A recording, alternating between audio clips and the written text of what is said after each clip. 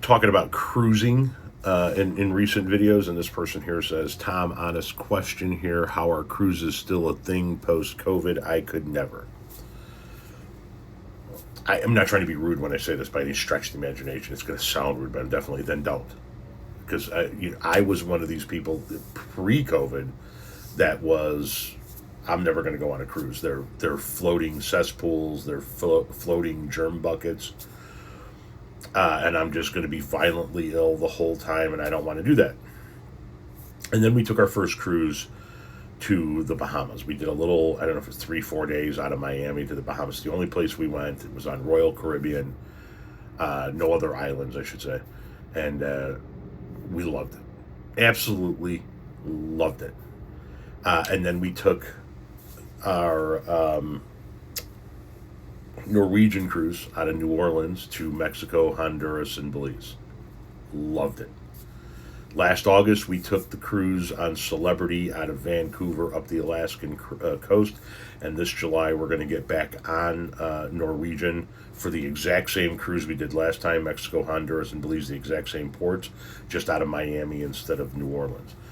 And listen, the cruise lines have gone above and beyond in order to push sanitation and cleanliness. I can tell you this, you can't walk into like the buffet on a cruise ship without being inundated with people telling you to wash your hands. So there are hand sanitizer and hand washing stations at all of the entrances to the buffet, and they literally have people there all day long singing songs about how you need to wash your hands before you go into the buffet. Like they're literally there, go washy washy, everybody washy.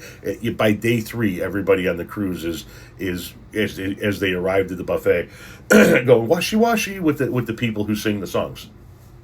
It is drilled into your head. Sanitation, sanitation, sanitation. Wash your hands, keep clean. Wash your hands, keep clean. And listen, I'm not going to sit here and tell you that I haven't gotten sick on a cruise, right? I haven't come home with something.